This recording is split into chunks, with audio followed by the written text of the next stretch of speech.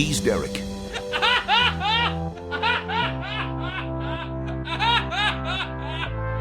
She's Romaine.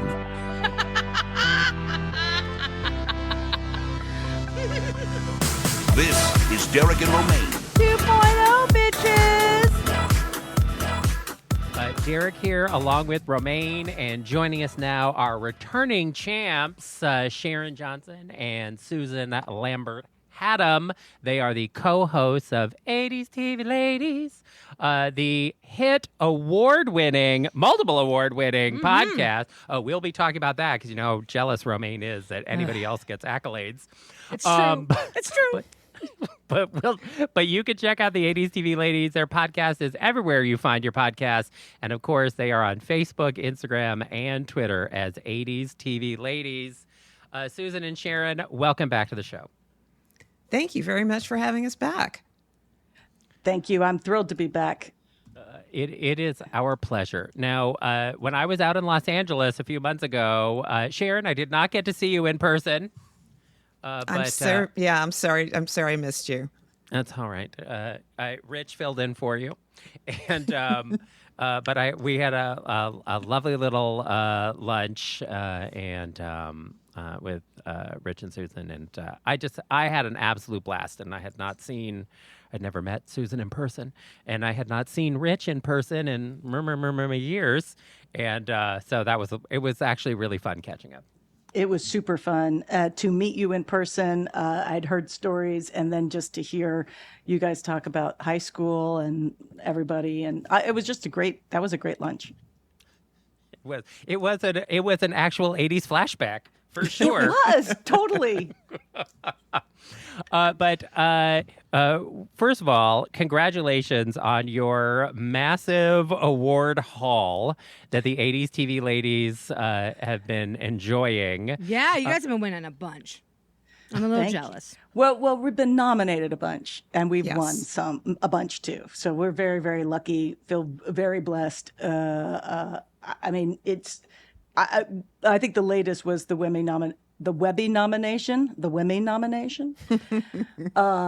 nomination was a real long shot, we felt. I literally almost did not submit us. I was just like, we're never going to get it. But then at the last minute, I did.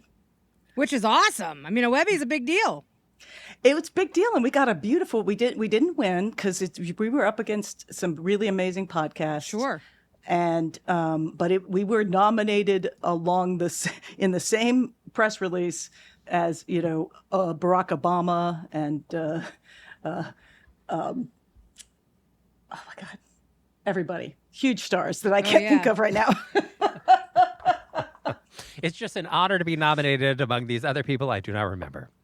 Yeah, Taylor Swift. I know she was one of them. Or at least her boyfriend probably was.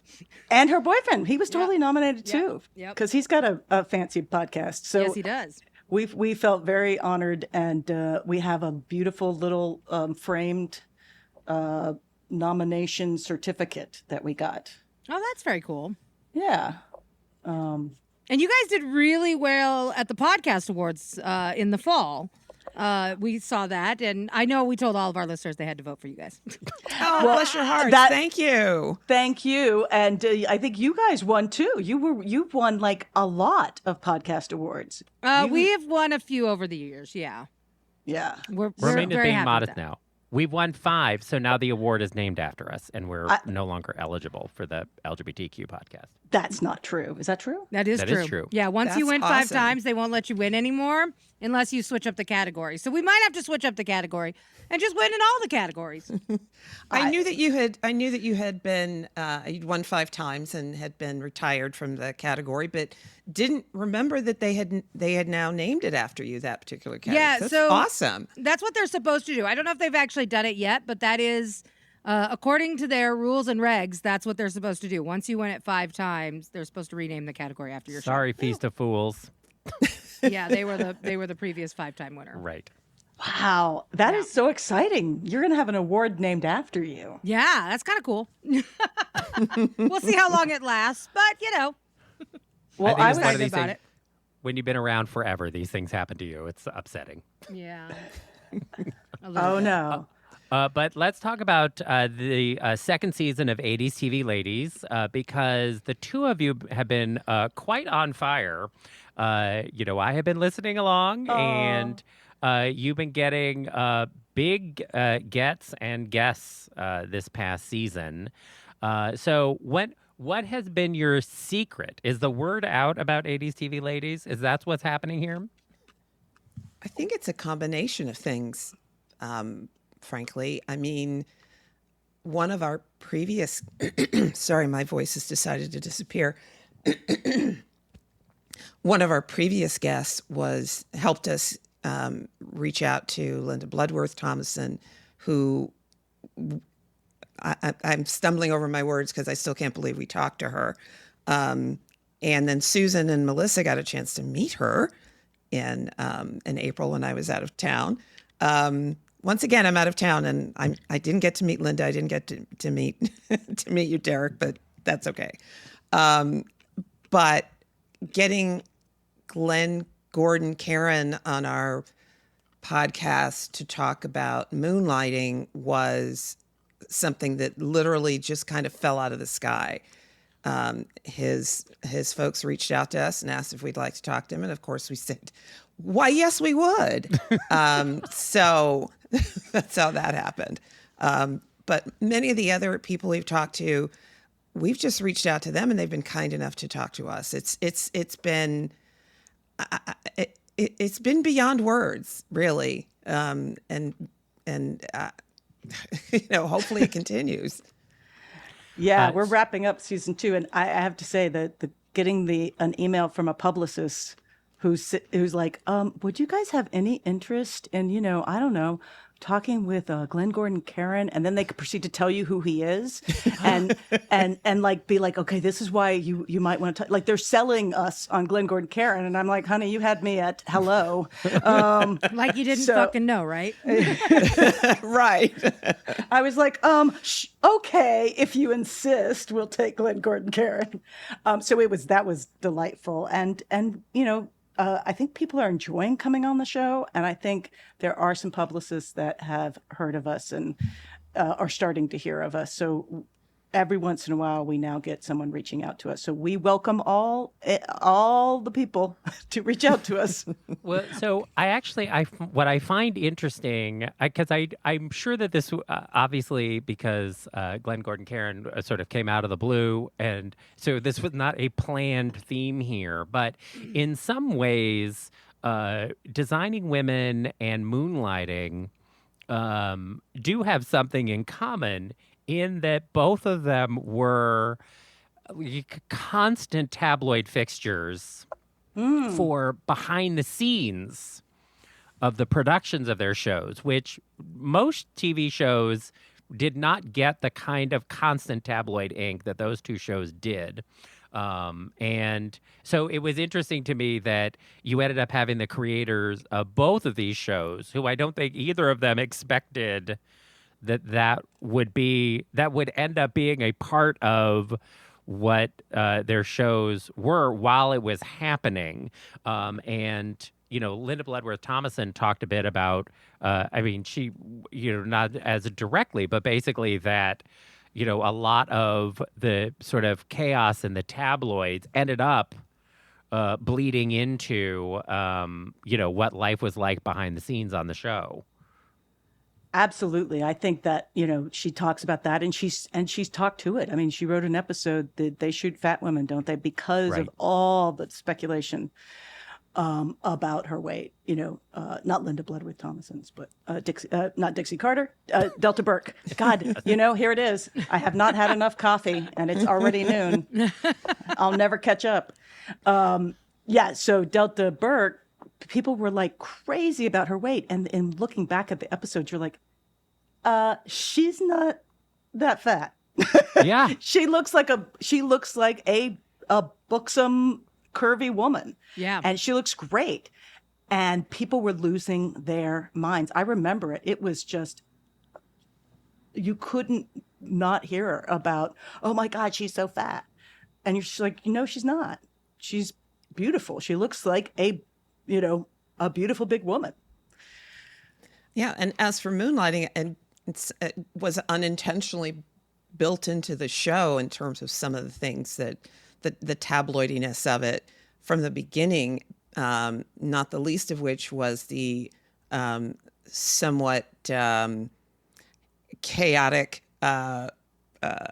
chaos that kind of went on behind the scenes in terms of what the network wanted versus what Glenn wanted to do, and some of that tension, as well as because of the nature of the show, how long it took to get through post-production, let alone shooting it, and some of the things that they did that were just so off the wall were as a direct result of some of those issues. And then when Bruce Willis, his career just took off, and then Sybil was simultaneously behind the scenes, she gets pregnant with twins, and that causes its own set of difficulties and challenges in producing the show.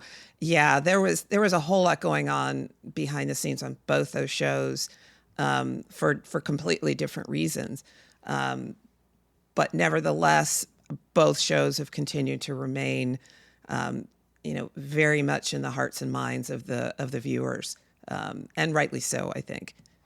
And like you, I also recently revisited both of these shows. Oh, he has too. He's talked about it a lot. Because of, and this is one of the great things. I know there's a lot of problems with streaming, but I think that one of the great things about streaming is the ability to go back and watch the whole season, or all the seasons, in fairly rapid order of these various shows, and really be able to sort of take them in out of the context of a lot of the tabloid fodder and gossip, and also just like with Moonlighting, because Glenn Gordon Caron talked about this with you guys, but, in generally a lot, that they really struggle to actually deliver 22 episodes a season for a variety of reasons. Mm-hmm. And, at the time, the audience was furious when there were not new episodes of the show. But when you binge it now, the fact that a season has 17 episodes is not a deal breaker the way that it was then. But you can also see in rewatching it sort of how over time the behind the scenes problems and the tabloid things and everything just weighed on the shows themselves. Yeah, they finally had to speak to it, right? Like they literally brought, the all that buzz about the show not being ready and missing shows and the Sybil Shepherd and Bruce Willis don't get along. They brought it into the show. They literally did a show about it. Like, why can't you make more Moonlighting episodes? What's wrong with you two? We got to settle it. And so that was very interesting how meta that show was, how before its time, that it was, that he was like, why do we all have to do 23 episodes? Because of the kind of show they were doing and how they were shooting it, it was a too big to do, right? Like, and so I think that he was kind of right that maybe not every television show needs to be the 23, that a 17 is good. I think 6 is too short. Yeah. Mm-hmm. So I'll allow 17. I hate 17. I hate 13. I hate 10. I want more. Can I be honest? When it comes to TV, these short seasons drive me bonkers. Yeah. Well, we come from a time when 20 plus episodes was the norm. That's right. what we're used to. That's what I want. And the economics of the time demanded it because that was really the only game in town on television, and that's how the networks were making money hand over fist. And so I think if they could have, they would have loved to have had more per season. But nevertheless, that was what we're used to. But like you, Romaine, I would love to, if it's a show that I really like, of course I want more. Right, I want as much as I can get. I'm sorry, but whatever, was it 8 episodes of fucking Bridgerton or 6 episodes of Bridgerton for this season? I'm like, that is not enough. This is BS. I want more of this hot nonsense. How dare they? How dare they? I know Yeah, we this- need more sexy time. This season in particular, because they were doing, instead of maybe doing one or two, one main story and kind of a background story, there were like 3 or 4 things going on. Too much. And yeah, I wanted more time with all of it. Yeah. Yeah. It wasn't enough. Come on. Yeah, give Penelope her damn due already. Jesus. That's As you can tell, Romaine has strong opinions I about do. television. Yes. Now, were you in with Bridgerton from the beginning? I have watched it from the beginning, and I also watched the Queen Charlotte spin-off thing. So yes, I've been from the beginning, and I have to say I do enjoy it an awful lot. More than Had you I would read- ever think I would. Had you read the books before this I all hadn't. came to be? No. I hadn't either. I never even heard of it until I heard that Shondaland was making the show. So I'm holding off on reading the books until they're done with the whole thing. Yeah, 'cause- I think I would do the same. Yeah. Now, I'm not saying that I secretly read romantic books, but I do, and I read them before just because I'm just like they're a little like comfort food for me. Yeah. They're like my mac and cheese. 'Kay. Because when I was a teenager, I'd walk up the street to the used bookstore, and you could get like 10 of those stupid romantic paperbacks for $1 or something crazy like that. And I would just like get them and consume them like potato chips. Oh. And my favorite, so I really have this like, sort of childhood, romantic Harlequin romance novel world inside me. And one of my favorites was this book. I don't remember the author. I don't even remember the title, but I do remember the description, the tagline, Oh. because it was about a woman who is, working in a park service industry, like a national park, and then the ranger that she falls for, and the tagline was, "He was good with bears, but with women."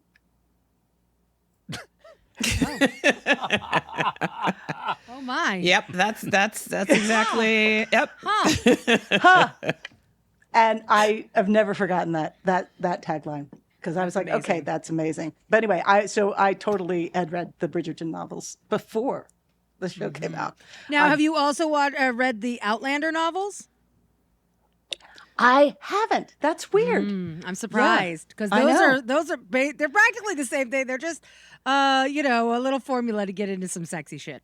I know. It's pretty crazy. Yeah, I haven't read those either, and I watched a couple of seasons. I don't know, the whole time shifting of it all. You got lost in it. I understand. Well, didn't get lost. I just realized that it wasn't working for me for some reason. I don't okay. know. It's fine. Okay. But yeah, I hear you. I hear you. amazing. But yeah, so there's going to be more Bridgerton, right? Yes. Yes, of course Okay. there has to be because Okay. it's too good not to be. Have they announced it? Yes, they have. The Okay. next Okay, season okay. will be in 2 years, and there's already controversy because apparently they're moving on to Francesca, the continuation of Francesca's story, and in the books, she falls in love with a man, but this character was introduced at the end of this season as a woman. Yeah. So now, of course, a certain segment of the audience is like, I'm out. Are they making her a lesbian? I'm excited about that. That's fantastic. Yeah. Yeah. No, I think it's that's great. cool. Yeah, it's crazy because I'm way behind. I basically just caught up with this season on YouTube. I just watched the highlights. Is that terrible? A little bit, yeah. Okay. I mean, I'm telling all my secrets. These are all my dirty secrets. I can't believe I've just told you that I read romance novels. That's I love that ridiculous. though. I love that. So I mean, who didn't read them? I mean, it's my mom was hooked on them like they were crack. So, and she was a librarian, so she read all of them. It was wild how many of those books she was always reading some kind of smutty book. Yeah. I lean They more don't towards even the have- historical ones as opposed to the contemporary ones. Yeah, but you're in that's for the just me. history. I got it, Sharon. Yes. My mom really right. liked the ones that were set in like a Western kind of environment, you know. The mail order brides. I mean, I don't know what she was into, but I just know she read a lot of Western ones. They were so weird to me. I mean, I love them, but I was so not. They felt like sort of soft romance soap operas, right? Yeah. Like, yeah. And that's my sweet spot. All right. Soft like it. romance soap opera. So much revealed here with the 80s. I know. I'm season. so sorry. But it actually, because I was thinking about this with upcoming seasons and with streaming, is that I hope that they start putting, after Shogun, the new version of Shogun was a big hit. Paramount Plus put the old Shogun miniseries on Paramount Plus, and I watched the first episode. It was, rough going. But anyway, the 80s were rife with female-driven miniseries Yes. of varying qualities. Yes. But I mean, I got to be honest, I am hot to watch the Thornbirds again. And so I hope that they start putting some of these on the streaming services so that you'll do a season of 80s TV ladies that's dedicated to female-driven miniseries of the period. I love that idea. I mean, we are working on what we're going to do for season 3 because we are wrapping up season 2. Season 2 ended. It's almost going to be 40 episodes. It's insane. We did. Yeah. You did 2 seasons. What are you talking about? I know. I don't know why we didn't just split it, but we had this little plan. I thought that we would talk less about these these shows, because we did 3 shows in season 1, right? We looked Right. at Scarecrow, Mrs. King, Remington Steele, and Cagney and Lacey. Right. And then I was like, all right, we're going to look at some sitcoms and some lighter fare. And I just thought we won't spend as much, we won't do 8 episodes on them, but we did sometimes because we got Linda Bloodworth Thomason.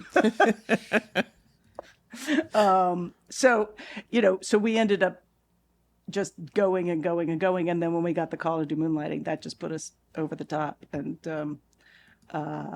but I'm really also enjoying the Different World. We got to talk to the showrunner of A Different World, Susan Fails-Hill, writer, showrunner, and she was phenomenal.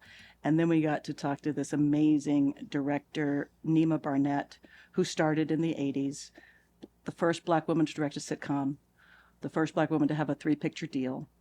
She is groundbreaking, and she directed several Different Worlds, and she's just amazing. These women are amazing, and that's been such a treat, and to kind of put their stories out there. Yeah, I mean that's a good point, Susan. Many of the women we've talked to have, I mean, every guest we've had has been amazing. We always look at each other and go, I can't believe that just happened. But it's really been it's really been terrific to give the women who worked behind the scenes, in particular in the 80s, a chance to tell their stories. These are stories I didn't even know about. I never even thought. I really was not someone who thought about how these things got made, unlike Susan. So for me, it's just been amazing and gratifying, and I'm really happy that this podcast has allowed us to do that. It's great. Yeah, in Linda Bloodworth Thomason's interview with you, I actually was. In some ways, I wasn't surprised that quite a bit of the show sort of came from her own life and experience. Because I think a lot of people who have heard Julia Sugarbaker's iconic rants feel like, well, this is probably coming from a very specific place of the writer of this. So, you feel a lot of her, especially in Julia in Dixie Carter's character on the show. But I did not know the story about Linda Bloodworth Thomason's mother and how that wove into the show. But also, just as frequently happens in Hollywood, the best day of a person's life in Hollywood is usually also the worst day of that person's life. There's so many stories of people who have this horrendous tragedy that happens on the same day that they win an Oscar or, book their TV show that makes them a star or whatever it is. It's crazy how frequently that happened. And it happened to her too. Yeah, on the same day that her Designing Women was picked up, she found out she was making a sitcom. They also found out that her mother had HIV and was basically going to die because that was, a death sentence at the time. That sucks. And then she wrote an episode because while she was in the hospital with her. And it was the journey of her getting diagnosed to begin with, because these were the days where they didn't think women could get it, right? And they didn't know that you could also get it from blood transfusions, and that's how she had gotten it. And so, but they were, she finally got her to the right doctors. She was like, there were hospitals that wouldn't touch them. That wouldn't touch the patients, and it was being on the special ward with all the AIDS patients that were dying and were being, shunned for the most part and didn't have families that would show up for them. And she overheard a woman say, well, at least it's killing all the right people. Oh. And that's what she wrote an episode about. And that line is in the episode. That line is in the episode. It's the title of the episode. Wow. Killing all the right people. That's fucked. Yeah. That was such a crazy time. And we think about, when COVID hit and, our kids were, we're like, oh, we're dealing with a pandemic. And they're like, we've never dealt with that before. I was like, we did. Yeah. It just was a little bit slower. And but I remember those days. I lost people, we lost people. Yeah, and absolutely. I'm pretty sure that a person that I went to film school with, who I tried to reach out to and never found, I'm very sure that he died and that his family abandoned him. Because I called his family. I found, I called his, this was the days where you had to have people's phone numbers in a book, right? Like in your little phone book. And I had his parents' phone number because, of course, if you moved, there was no Facebook, there was no way to keep track. So I had called his parents to try to say, where's Patrick? Do you have a number for him in LA? And they were like, we don't know, we don't care, and we don't want to know. Jesus. And I had never experienced that. I could not believe it. Wow. It shook me. Yeah, that sticks with you. Yeah. To tell a stranger, I mean, they didn't, they may have met me once, but I had never felt that. That was the moment it was real for me. I knew people had struggled to come out to their parents and had struggled with that. And I know people still, but there's empathy and sympathy, and then there's the real life experience. And I think that's why television is so important, right? And sitcoms are so important, because it makes it a real story and it helps you understand what's going on for people. And that is really important. Our stories are really important. It's what connects, it is what's going to bridge our connection to each other.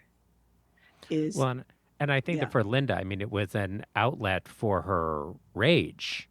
Yes. Like that she, because I mean, is the way that she talked about being at the hospital with her mother and how, the staff was working, they were taking care of her mother, but they were not nice. Like they were not nice to the patients. They didn't want to be there. They didn't want to do, and even though they were doing their job, like the care was not there. And this was all almost 40 years ago. And when she was talking with you guys about it, it's like it happened yesterday. I mean, you could still, you could hear in her voice how much all of that stuck with her. And, a big part of that is, as a creative person, you absorb these kinds of things because you'll use it later. And that's exactly what she did. Like that was how she sort of was processing it in the moment when that woman said that of like, I've got to remember this because I'm going to use it. But it also was her channeling all of these feelings that would have been, she would have been thrashing around in that hospital, throwing things at people and screaming at them. But she channeled it instead creatively into her work and reached millions of people because of it. Yeah. And I think what's interesting, and it's interesting that you put Moonlighting and Designing Women together, because I wouldn't necessarily have thought of that. And I think it's so brilliant because those showrunners are actually in many ways very similar, even though, of course, they're vastly different. But Linda Bloodworth-Thomason and Glenn Gordon Caron not only have long 3-word names, but they also they're very unique showrunners. They have a very specific voice, each of them, and they were in so many ways the voice of those shows in the writing, and and obviously there were a lot of people and there's a lot of lots of voices that come into a television show to make it sing, but Linda Bloodworth-Thomason is a unique kind of showrunner, as is Glenn Gordon Caron, and those particular shows are very much their voice of the time. They were auteurs in television, which is unusual. Yeah. Well, and in her case, because both of them had I'm finishing the script 5 seconds before the show is filming, and that worked better in a sitcom format. Yes. Than it definitely did for a drama series that needs to go and shoot in other locations and everything. And so, but both of them were very, very focused on what they were writing and very much in charge of their writing. And that the cast, I think it was harder. It was harder on the cast on Moonlighting with having the script so late than it probably was on the sitcom, because you're showing up on Monday anyway, and then you're there for the table read and everything. So you didn't get the script over the weekend to read through beforehand, but you're shooting on Friday and you've got 5 days with it. So I'm sure it was a little easier for them. And as Linda said, like the cast loved the scripts, so that was all fine. That was all fine for them in a way that it was much harder when they would be waiting on the set and a cart would roll in with the pages for the day that they were supposed to start shooting 3 hours ago. Yeah, Designing Women did not miss an episode. Let's put it that way. So, I think she was down to the wire, but she wasn't beyond the wire. And definitely Glenn Gordon Caron, it felt like they would be waiting on set for pages to show up. Do you think at all gender has played a role in their relationship to deadlines here? In her never crossing it and him always crossing it? No, I don't think so. Partially because, as Susan mentioned, the difference in 3 or 4 camera sitcom versus a 1 hour drama, for lack of a kind of single camera, where you've got you've got lots of coverage and all sorts of other things to do, and one of the things I think that Linda did for much of the run of that of Designing Women that Glenn wasn't able to is, for the first few seasons, she wrote every episode. Yeah. She would write it over the weekend, and then Monday morning, they here's my new script, and off they would go. That wasn't really the kind of thing that Glenn could do because of the difference in complexity of his show. I don't think she, and Linda certainly didn't want to. She talks about how she tried to find other writers who could write in the voice of the characters as she heard them in her writing, but she couldn't find them. I mean, another similarity, they both had a real specific vision about what they wanted to do with their show. Hers was the voice of people that Linda knew and grew up with in the South that was not heard in the way that she heard it as she was growing up, in terms of the characters and the lives that they lived. And Glenn's was, he decided he had to make a boy-girl detective show, and he decided if he was going to have to do that, he was going to do it the way he wanted to, and perhaps not the way that the network wanted to. And he was constantly fighting battles with them over what he was trying to do. So they were both disruptors in that regard in very different ways. But but the similarities in terms of the nuts and bolts of getting things done was very different. And I don't see anything gender related in that. Perhaps at that point, there certainly were some gender related things as to what happened to both of them and the work they were able to do after those shows. But that's another story. Yeah. But at the same time, I think Sharon and I, in listening to those stories and in recognizing all the drama behind the scenes on Moonlighting, and the fact that even though the show was hugely successful, it was they gave him a lot of rope. Mm-hmm. And he was not, it was stunning that he wasn't let go from the show. Yeah, I don't know that many showrunners would get away with that now at all. It's also kind of stunning, though, that as young as he was, and as new as, this is the first show that he created, and that got on the air, that he created and ran. He just basically said, "I'm just going to do what I want. I'm going to try to do what I want as best I can, without taking into consideration the fact that they don't really maybe want you to do what they want, and trying to conform more to what the network wanted him to do versus what he wanted to do and felt was necessary for the show." I give him a lot of credit for that too. That chutzpah. Yeah, I also think that he also held out for, what felt right as a writer. That they would not shoot, or that he just wouldn't do the script if he didn't feel like whatever the essential scene was still missing for him. But you also look at Linda and how, just as a writer, how shockingly prolific she is. Mm-hmm. That she wrote over 400 episodes of television, which just, I don't... That seems like a lot. I know I've watched a lot of TV, and I'm sure I've watched 400 episodes of television, but it just seems like an impossible amount of TV to watch, let alone write. So I just wonder if for her as a writer, her own process was such that she structurally was like, I have my idea, this is the script, this is my deadline. And, she also had more experience than Glenn did by the time Designing Women came around.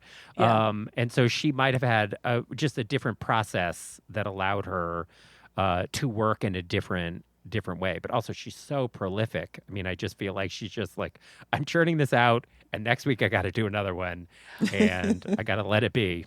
And she talks about that. And I think she says, particular to Designing Women, because that great gift came in the moment of great sorrow with her mom becoming so ill, and then having to figure out a death sentence disease, but try to sort of navigate that. She was like, I just never had time. She was like, I wanted to get writers on, but I didn't have time to train anybody. So it was almost out of necessity that she ended up doing that, because because it takes time to sit down with the staff and get them up to speed and get everybody in your voice and in your head. And she felt, because the show moved so quickly, that she just didn't have time, because she was also managing her mother's illness. And it's just I don't know. It's sort of fascinating, but I do want to go back to the point that Glenn Gordon Caron really, until the final season, was really not fired. I think it's an important point. Because it is. Because I don't think Linda Bloodworth Thomason would have gotten away with it if she hadn't been delivering, and he was delivering this crazy new kind of show, which really did invigorate Hollywood and television in a way, because it was breaking ground. But I think I'm remembering, we interviewed I like interviewing directors, and we interviewed the director Jan Eliasberg, who started in the 80s and was the first woman to direct a Miami Vice, and Booker and several of the male shows. And she talks about when she got her first feature film and getting fired off it in the first 2 days of filming. And that was 1988. And in that same kind of year or 2 years even, but I think it was in a year, there were like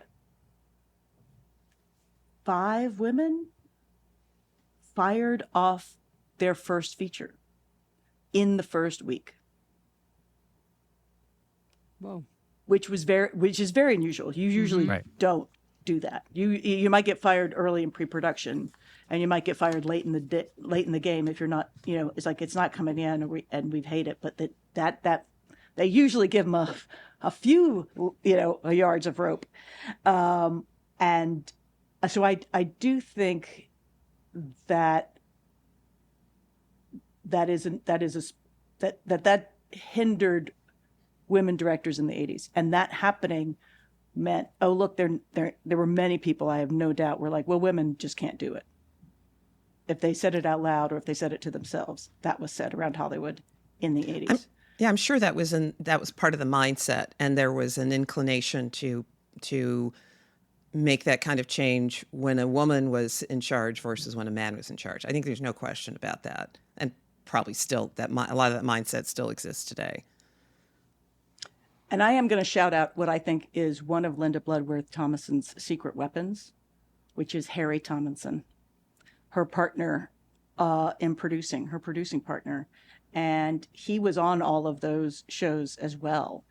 But he was kind of the background, right? He was the Cagney to her Lacey, or the Lacey to her Cagney. He very much had, was instrumental in all of those shows, but I think he was mostly instrumental in making sure that she got to do what she needed to do, and sort of having her back, which is so incredibly important when you're breaking ground. Yeah. Lucille Ball talked about like the biggest difference of working on the Lucy show, right, was the one that happened after I Love Lucy, where the first time that she was doing her sitcom without Desi, and that like she showed up for the first day, and it was the same writers, same crew, everybody came in, and the script wasn't good, and then she like looked around and realized, Desi isn't here. Like the person who was protecting her from, all of the problems of day-to-day sitcom production wasn't there to protect her and to do those things. And she's like, God damn it. Well, I guess I have to do it myself now. And, and she joked that was when Hollywood added the S to the end of her last name. But it really was out of necessity because, it is helpful, I think, in these kinds of creative situations to have it be a two-hander, to have somebody else who is there, who has your back and can allow you to flourish creatively. And and you can tell when that other person is there, and you can say on Moonlighting that person was Jay Daniel. For Glenn Gordon Caron. Yeah.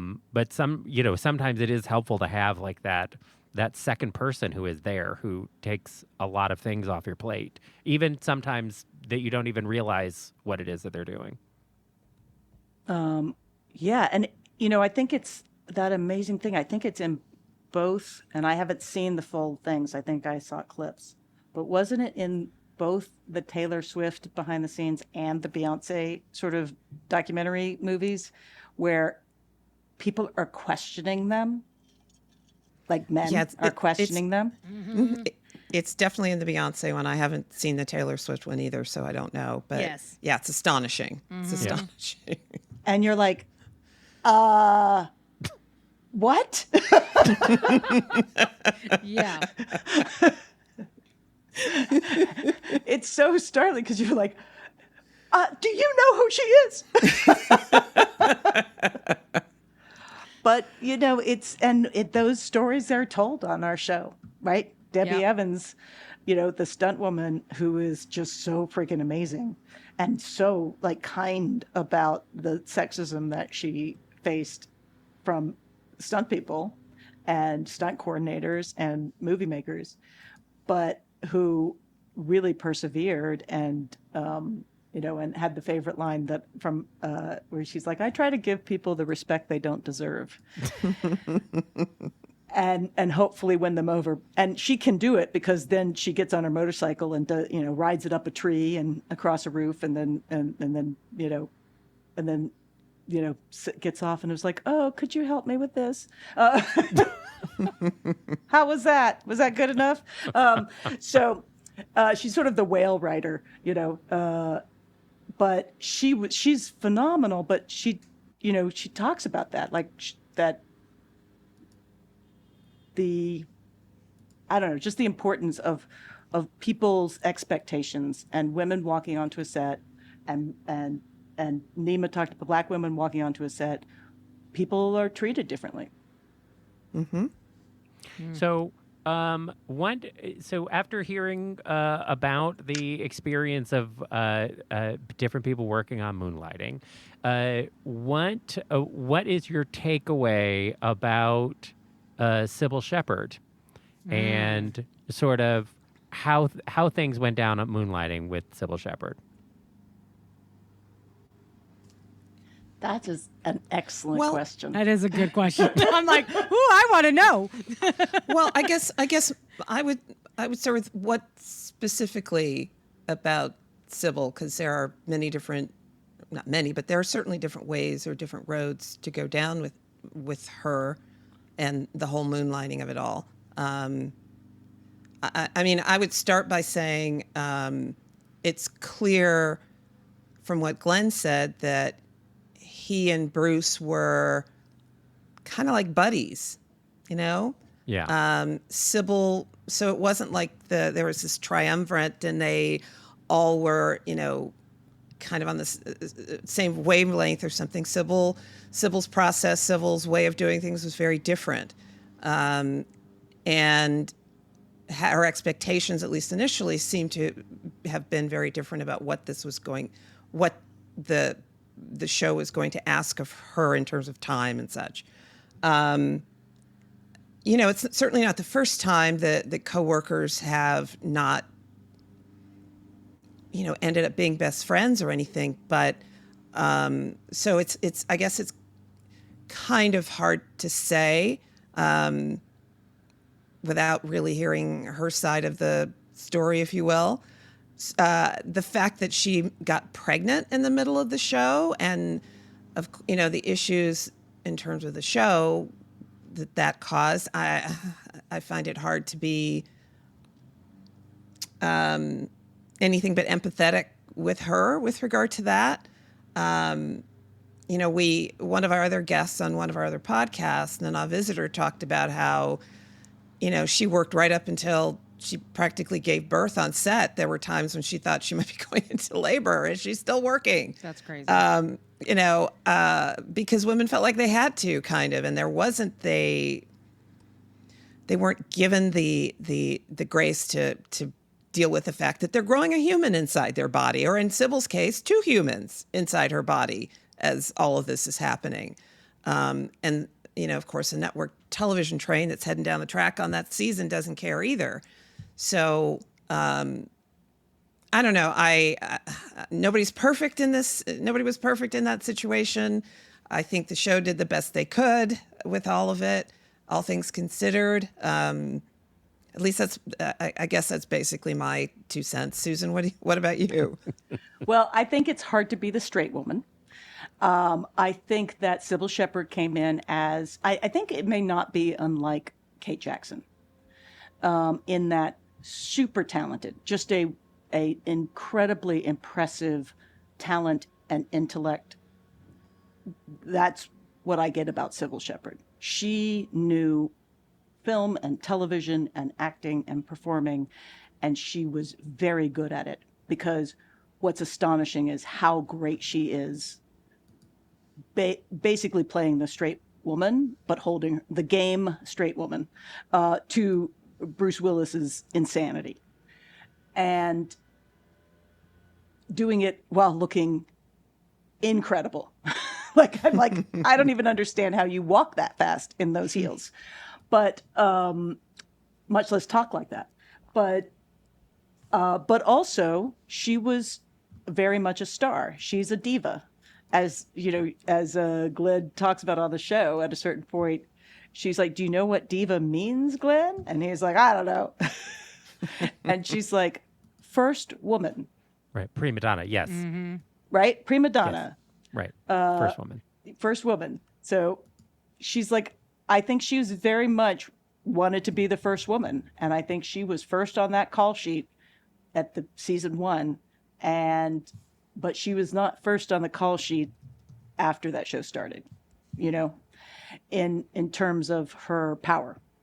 And that can, that's hard. That's hard to negotiate as anybody, but much less as a woman in the 80s.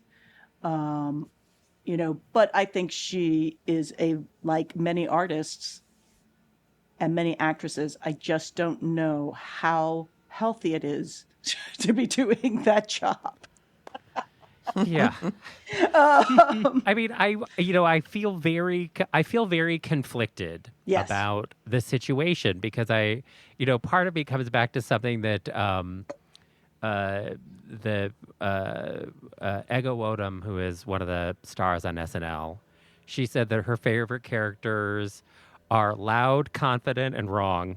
And, and I think, I feel like in a lot of ways, that's not necessarily Sybil Shepherd, but I think that sometimes that she was fighting the good fight, but sometimes she wasn't right. But but the overall fight that she was fighting for was right.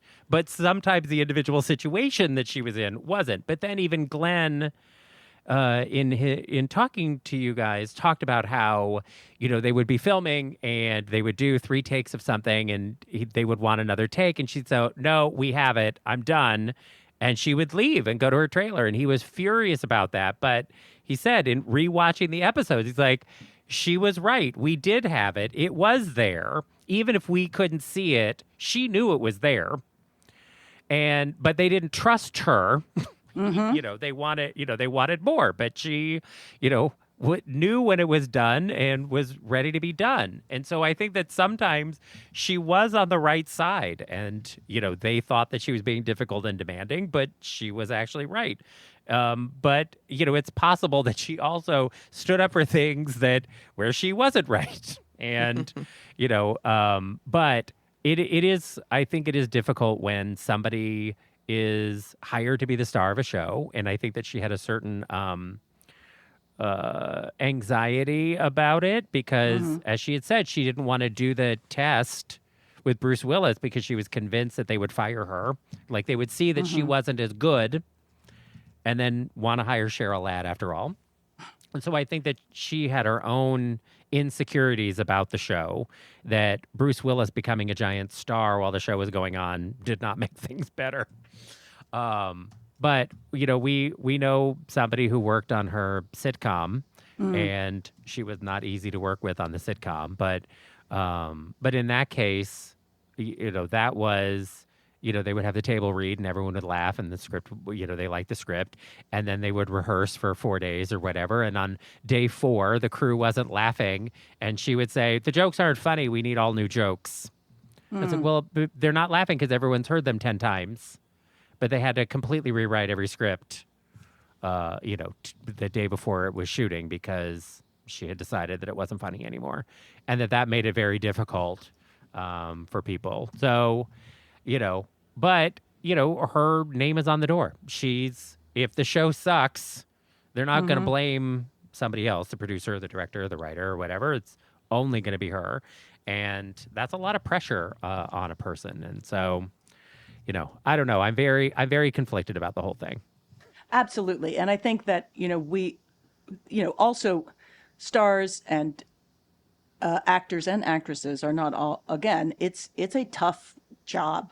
And it is a job that is designed to mess with you, right? You have to act like a star, but then be humble. And I don't know that that's possible to do both consistently. But I do think that, what you're talking about is stuff that happens in sitcoms all the time. Oh, yeah. Right? Like you hear, we just heard the story of Bill Cosby on the Cosby Show, basically showing up to the table read and then not doing anything and then just walking in and saying whatever he wanted. And you just had to work around that. And listen, there's lots of reasons to diss Bill Cosby, but no one's going, oh, he was, it's not about his acting. So, but and so I think that it's not exactly a fair comparison because he's a criminal, but I think that women do not get as many chances to be the one in charge and right even if they're wrong, which God knows showrunners are, and if it's your name and your show and it's called Sybil, I think you get to run it the way you want to run it. Right. And, again, that doesn't necessarily, do I think people should be nice while they're doing that? Yes, I do.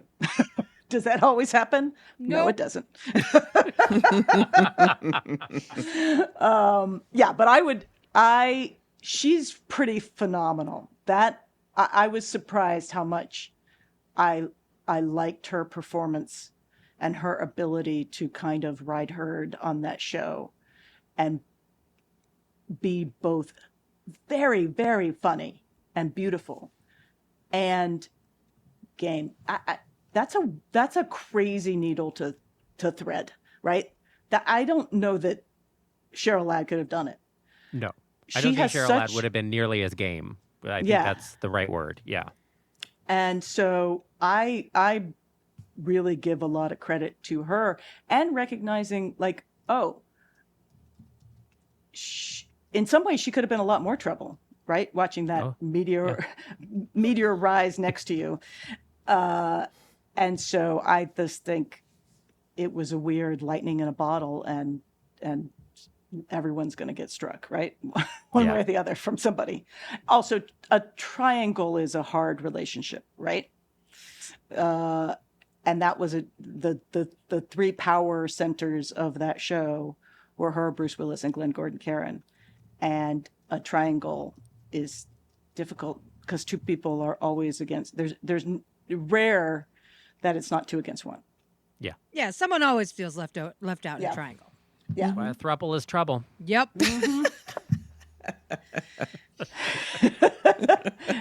I think that's the theme of this episode. Yeah. But I will say, in rewatching it, I felt nothing but sadness, honestly, at the end of my rewatch of Moonlighting because it burned so hot in the beginning, and it just could not help but self-immolate. It's true. I mean, it's it very really sad.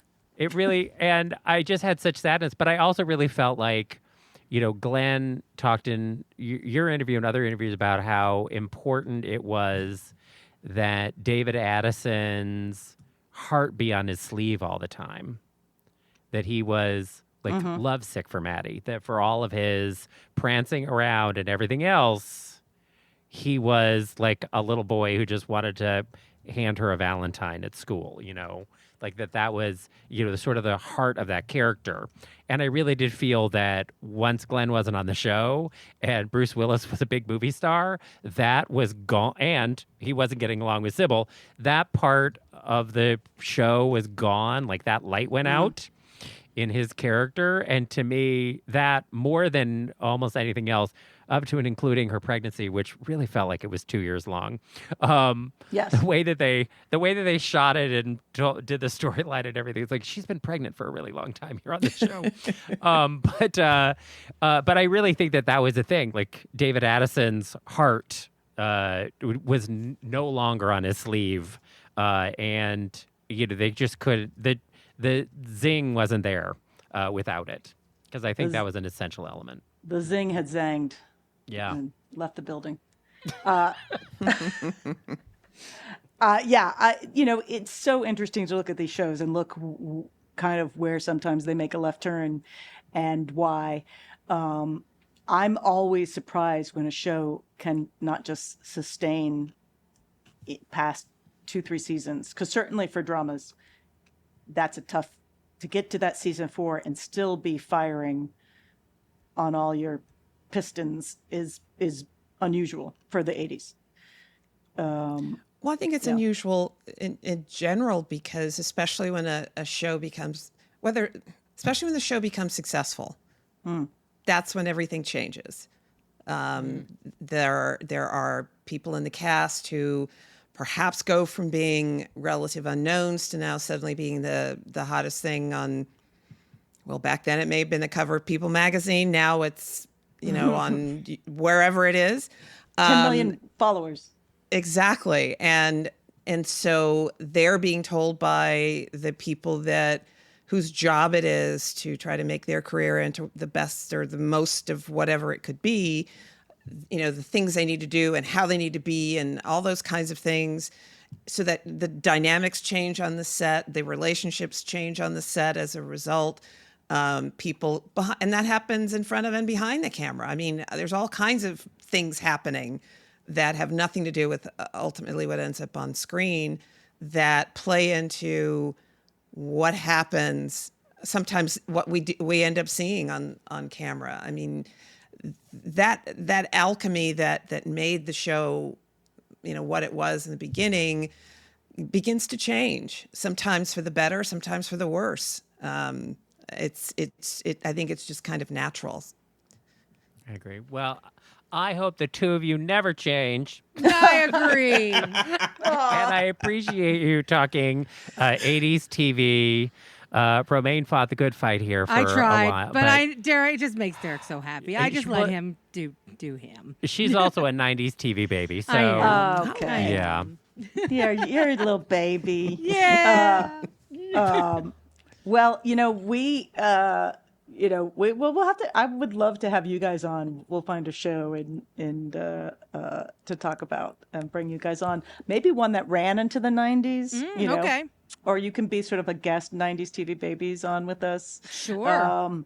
But it'd be fun to find a show that you guys want to talk about, or an aspect of the 80s like we did. We do. We'll figure out something, because it would be fun. Yeah, that'd be great. Yeah.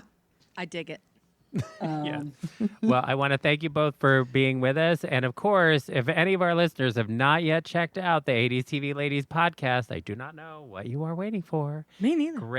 Great interviews and great insight in some of our favorite shows, and a great companion when you're rewatching a lot of these shows in streaming. So definitely check out the multiple award-winning 80s TV Ladies podcast everywhere you get your podcasts. And of course, follow them on Twitter, Instagram, and Facebook, 80s TV Ladies. Our thanks to Susan Lambert-Hatem and Sharon Johnson for being with us. Always, ladies. It's Thanks, 80s ladies. forever. Thank you. Thank you so much for having us You back. guys- This has been great. You guys rock. Well, there you have it. The end of another perfect episode of Derek and Romaine. And if you want more great fun, go to dnrstudios.com and subscribe to get our show every day. And don't forget, for DNR Plus subscribers, you can use the DNR Cast app for iPhone, available now in the App Store.